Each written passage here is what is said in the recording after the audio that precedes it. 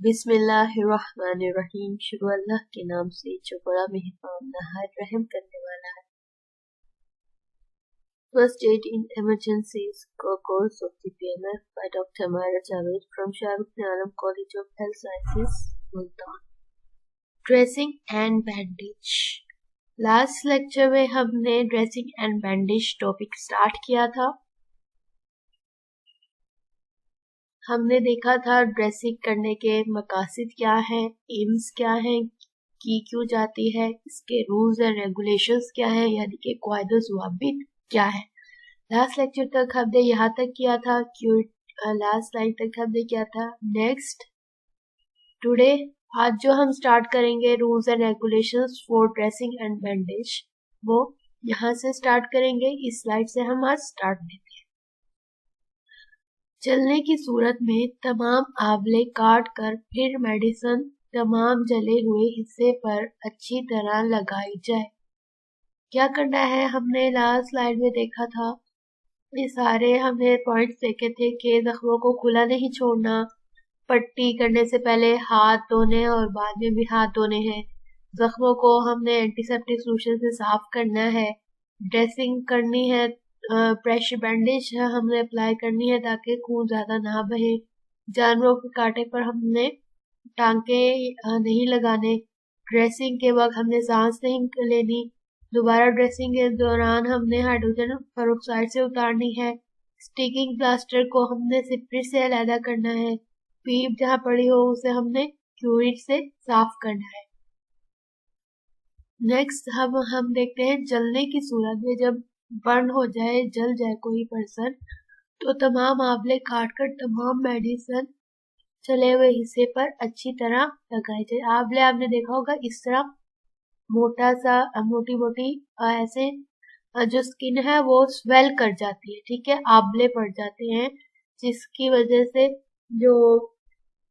जिस समय वो फूल जाता है, जिसकी वजह से हम पहले तो आप लोगों को काटेंगे जो उनके अंदर पानी या फिर कोई भी इन्फेक्शन क्रिएट हुआ है उसे हम काटेंगे, फिर उसके ऊपर हम तमाम जले हुए हिस्से के ऊपर हम मेडिसिन लगाएंगे ताकि वो जो हिस्सा है वो उसके ऊपर मजीद कोई भी इन्फेक्शन क्रिएट ना हो।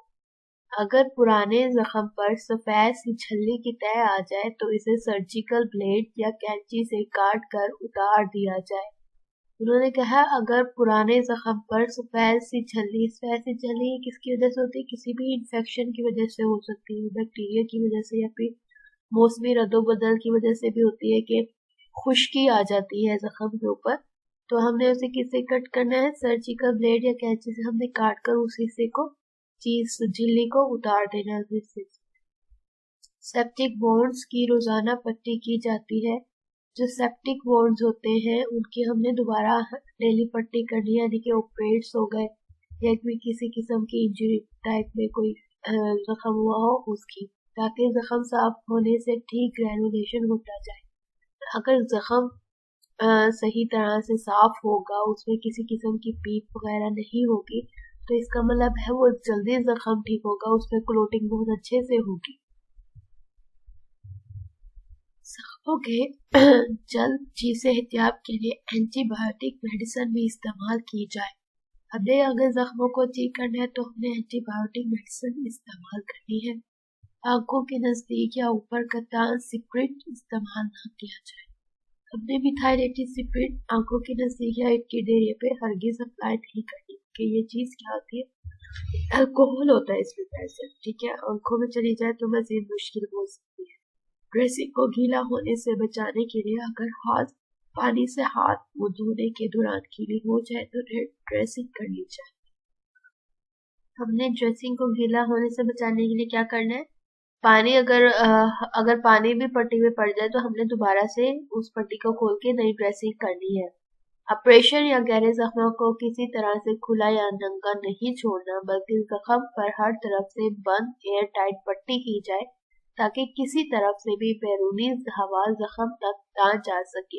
अगर कोई भी ऑपरेट हुआ है या फिर किसी भी किस्म का इंजरी के दौरान जख्म गहरा हुआ है तो उसको हमने खुला या फिर वैसे ही बगैर ट्रीटमेंट के नहीं छोड़ना, बल्कि हमने उसके ऊपर एयर टाइट पट्टी बांधी है ताकि किसी भी तरह की कोई भी बैरूनी हवा उस जख्म के अंदर दाखिल ना हो सके। दिस वॉज थी rules and regulations for dressing and bandage. यहाँ तक फिनिश हो गए। नेक्स्ट हम देखते हैं स्लाइड इजी ड्रेसिंग इक्विपमेंट। जो ड्रेसिंग है उसका सामान में क्या क्या चीजें इंक्लूड होती हैं। ड्रेसिंग ड्रम इंक्लूड होता है जिसके ऊपर हर चीज रखी जाती है ड्रेसिंग की। वेजलीन का डब्बा होता है, vaseline gauze jar. Mag sulph jar होता है, मैग सर्फ का डब्बा होता है। एक्रिफ्लाइन गॉज जार होता है जिसके अंदर गॉसेस रखी जाती है यानी कि पट्टियां रखी जाती है। जेंटन वॉयलेट सोल्यूशन होता है, ये सोल्यूशन होता है जो कि जख्मों के ऊपर हम अप्लाई करते हैं। ड्रेसिंग टेबल होता है, ड्रेसिंग टेबल होता है जिस पे ड्रेसिंग की हर चीज रखी जाती है। स्टील की बाल्टी बकेट होती है, कोई भी जख्म वगैरह या फिर खून वगैरह बहुत बह रहा है तो वो जो हम साफ करके किसमें डालेंगे, बकेट में ही हम डालेंगे। बेसिन होता है, गरम पट्टी, क्रेप बैंडेज होती है, कैंची, सीजर्स होती है। ड्रेसिंग ट्रॉली, ड्रेसिंग वाली ट्रॉली होती है। उस वक्त स्टेनलेस स्टील ट्रे, आपने देखा होगा स्टेनलेस स्टील की ट्रेज होती है, उसके ऊपर सामान रखा जाता है।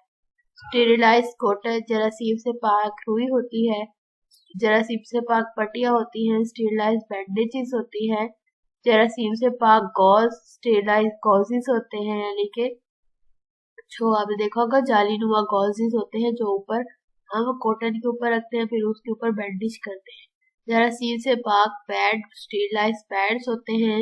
स्वैप होल्डर्स होते हैं जिसके अंदर हम कॉटन स्वैप्स वगैरह अल्कोहल के अंदर डिप करके रखते हैं, सिगरेट की तरह अंदर डिप करके रखते हैं। प्लेन फोर्सेप्स होते हैं। नेक्स्ट स्लाइड में मैं आपको फोर्सेप्स दिखाती हूँ। किडनी ट्रेज होती हैं। स्टिकिंग प्लास्टर, और स्टिकिंग प्लास्टर होता है जो स्टिक हो जाता है। तो किडनी ट्रेज आप देखा होगा, किडनी शेप में ट्रेज होती है जिसके ऊपर फोर्सेप्स वगैरह जिसके अंदर ट्रीटमेंट के बाद रखे जाते हैं। ठीक है, ये थे सारे dressing equipment and this is the basic dressing kit जो होती है। ये सीजर्स है, ठीक है। This is the dressing forcep, जो ड्रेसिंग में फोर्सेप इस्तेमाल होती है। And this is the Adson tissue, जो टिश्यू वगैरह को पकड़ने के लिए यूज होते हैं, ये फोर्सेप यूज होती है। दिस इज द एंड जो टिश्यू को होल्ड करती है। And this is the Kelly forcep, इस तरह का ये फोर्सेप होता है टांके वगैरह लगाने के लिए। And this is the tray, ये बाउल्स है, ये कॉटन है, ये हमारे पास किडनी ट्रे है, उसके अंदर ये सारे हर किस्म के फोर्सेप, सीजर वगैरह यहाँ पे रखी गई है।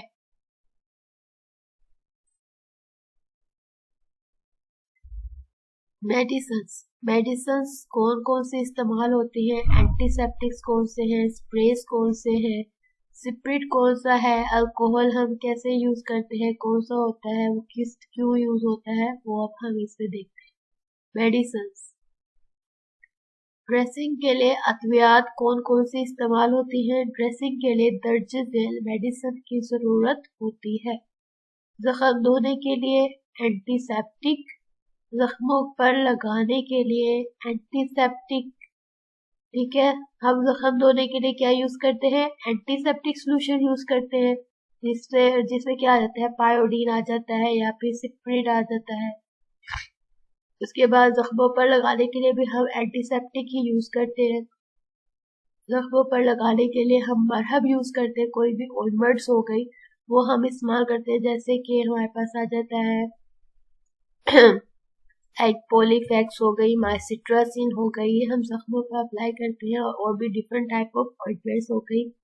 जख्मों पर डालने के लिए कतरे, ठीक है। जख्मों पर स्प्रे करने के लिए, जख्मों पर यानी कि एंकल अगर मुड़ गया है या फिर किसी तरह की मोच आ गई है तो हम स्प्रे यूज करते हैं। रगड़ों को सील करने के लिए, कोई भी रगड़ लग गई या बच्चा नीचे गिर गया तो वहां से रगड़ लग गई तो उसको सील करने के लिए मेडिसिन है।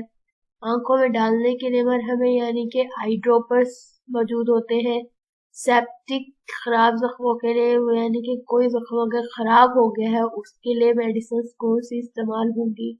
नाक में पैकिंग करने के लिए अगर नाक में कोई पीप वगैरह या किसी तरह का कोई जख्म हो गया है, उसमें हम नेसल ड्रॉप्स हमारे पास आते हैं नाक में डालने के लिए, या सॉल्यूशंस अक्सर होते हैं तो या ऑइंटमेंट्स होती हैं, वो हम मेडिसिन के तौर पर यहाँ पर इस्तेमाल करते हैं। जख्मों को धोने के लिए एंटीसेप्टिक। अब हम जो यहाँ पे हमने देखी थी ड्रेसिंग के लिए अद्वियात कौन कौन सी है, हमने देखा था एंटीसेप्टिक सॉल्यूशंस होते हैं, एंटीसेप्टिक क्रीम्स या फिर कोई भी ऑइंटमेंट्स होती है जो हम जख्म धोने के लिए, लगाने के लिए या फिर उसकी मरहम करने के लिए यूज करते हैं। इसके अलावा जख्मों पर डालने के लिए कतरे होते हैं, स्प्रेस होते हैं, कोई भी रगड़ लग जाए उसको सील करने के लिए हम यूज करते हैं, हाई ड्रॉपर्स होते हैं, सेप्टिक खराब जख्मों के लिए मेडिसिन होती हैं, और नाक पे नेसल ड्रॉप्स वगैरह भी हमारे पास अवेलेबल होते हैं। जख्मों को धोने के लिए एंटीसेप्टिक। अब जख्मों को धोने के लिए हमने कौन कौन सी एंटीसेप्टिक्स इस्तेमाल करनी है। पायोडीन सोल्यूशन, आपने देखा होगा रेड कलर का बोतल होती है हमारे पास, उसके अंदर रेड कलर में हमारे पास पायोडीन सोल्यूशन प्रेजेंट होता है। Pyodine solution again Dettol solution, हमारे पास डिटोल का सोल्यूशन होता है ताकि उसे हम एंटीसेप्टिक से जख्म को धो सके, साफ कर सके। नॉर्मल सलाइन अवेलेबल होता है, नॉर्मल सलाइन हम यूज करते हैं। सेविलोन सोल्यूशन हम इस्तेमाल करते हैं। स्पिरिट मिथाइलेटेड यानी कि मिथाइलेटेड जो स्पिरिट होता है वो हम यूज करते हैं उस जख्म के ऊपर, उसको साफ करने के लिए, उसको बैक्टीरिया से साफ करने के लिए। इसके अलावा अल्कोहल 70% हम अल्कोहल यूज करते हैं। मिथाइलेटेड स्पिरिट में हमारे पास अल्कोहल ही होता है, मिथाइलेटेड अल्कोहल होता है। उसके बाद पोटेशियम परमैंगनेट हम यूज करते हैं एंटीसेप्टिक, यानी कि जख्म को धोने के लिए, साफ करने के लिए, उसे बैक्टीरिया से पाक करने के लिए, ताकि हम उसके ऊपर फर्दर फिर कोई भी एंटीबायोटिक ऑइंटमेंट अप्लाई करके उसको हम सील कर सके, क्लोज कर सके, ताकि उसके अंदर किसी की इन्फेक्शन पैदा ना हो। This was all about the medicines, and this is the trolley. उसके ऊपर आपको नजर आ रहा होगा ये हमारे पास बकेट है, इसके अंदर कॉटन स्लैब या कोई भी आपका जो सामान है वो आप ऐड कर सकते हैं। अक्सर आप देखा होगा बकेट के अंदर कोई भी जो रफ चीज होती है वो अंदर उन्होंने रखी होती है। दिस ट्रॉली के ऊपर ये ट्रेस है जिसके अंदर इंजेक्शंस है, यहाँ पे मेडिसिन रखी गई है हर किस्म की। यहाँ पे जख्मों को वगैरह को साफ करने के लिए हर तरह की मेडिसिन रखी गई है। यहाँ पे बोटल्स रखी गई है।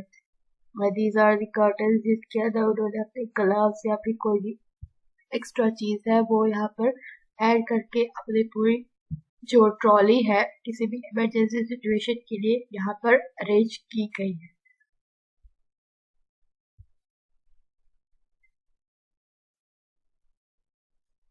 This was the dressing and bandage के हमने एम्स उसके देखे, रूल्स एंड रेगुलेशंस कौन से होते हैं बैंडेज के वो देखे, ड्रेसिंग इक्विपमेंट्स क्या क्या होते हैं वो हमने आज पढ़ा है। बेसिक ड्रेसिंग किट, ये बेसिक ड्रेसिंग किट है। इसके अलावा मेडिसिन कौन सी हमारे पास इस्तेमाल होती है, ड्रेसिंग के लिए कौन सी है मेडिसिन होनी चाहिए, इसके अलावा जख्म को धोने के लिए कौन सी मेडिसिन होनी चाहिए वो हमने यहाँ पर देखी है। Thank you so much.